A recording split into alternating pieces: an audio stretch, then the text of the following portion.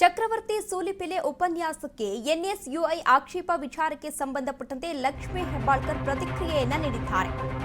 ಚಕ್ರವರ್ತಿ ಸೂಲಿಬೆಲೆ ಉಪನ್ಯಾಸಕ್ಕೆ ಎನ್ಎಸ್ಯುಐ ಆಕ್ಷೇಪ ವಿಚಾರಕ್ಕೆ ಸಂಬಂಧಪಟ್ಟಂತೆ ಉಡುಪಿಯಲ್ಲಿ ಉಸ್ತುವಾರಿ ಸಚಿವೆ ಲಕ್ಷ್ಮೀ ಹೆಬ್ಬಾಳ್ಕರ್ ಪ್ರತಿಕ್ರಿಯೆ ನೀಡಿದ್ದಾರೆ. ಚಕ್ರವರ್ತಿ ಸೂಲಿಬೆಲೆ ಸುಳ್ಳಿನ ಚಕ್ರವರ್ತಿ ಎಂದು ನಾಡಿನ ಜನತೆಗೆ ಗೊತ್ತಿದೆ. ಉಡುಪಿಯಲ್ಲಿ ಶಾಂತಿ ಕದಡುವ ಪ್ರಯತ್ನ ಅವರಿಂದ ನಡಿಬಾರದು.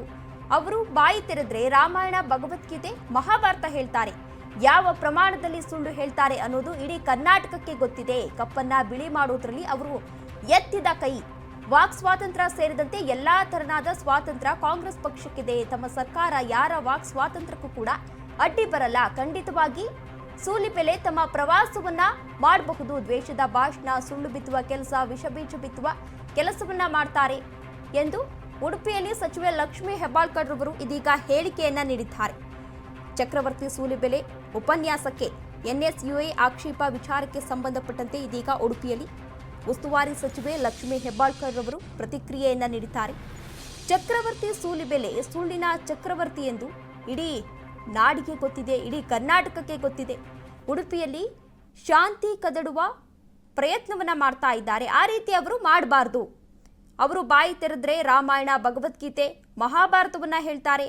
ಯಾವ ಪ್ರಮಾಣದಲ್ಲಿ ಸುಳ್ಳು ಹೇಳ್ತಾರೆ ಅನ್ನೋದು ಇಡೀ ಕರ್ನಾಟಕಕ್ಕೆ ಗೊತ್ತಿದೆ ಎಂದು ಲಕ್ಷ್ಮೀ ಹೆಬ್ಬಾಳ್ಕರ್ ಅವರು ತಿಳಿಸಿದ್ದಾರೆ.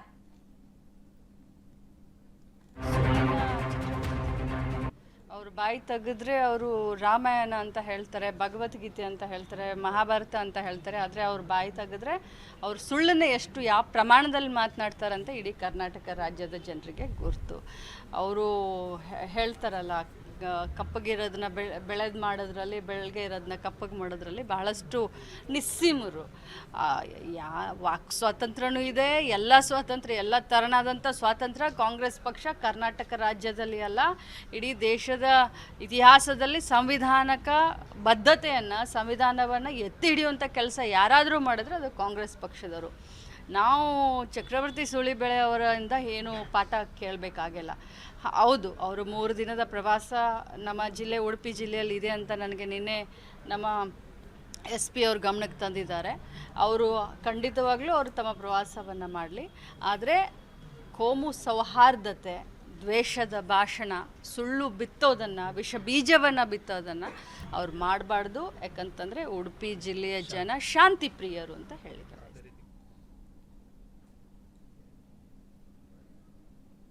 ಚಕ್ರವರ್ತಿ ಸೂಲಿಬೆಲೆ ಅವರು ಸುಳ್ಳಿನ ಚಕ್ರವರ್ತಿಯವರು.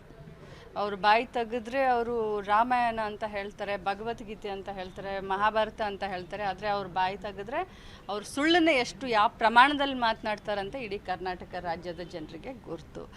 ಅವರು ಹೇಳ್ತಾರಲ್ಲ, ಕಪ್ಪಗಿರೋದನ್ನ ಬೆಳೆದು ಮಾಡೋದ್ರಲ್ಲಿ, ಬೆಳಗ್ಗೆ ಇರೋದನ್ನ ಕಪ್ಪಗೆ ಮಾಡೋದ್ರಲ್ಲಿ ಬಹಳಷ್ಟು ನಿಸ್ಸೀಮರು.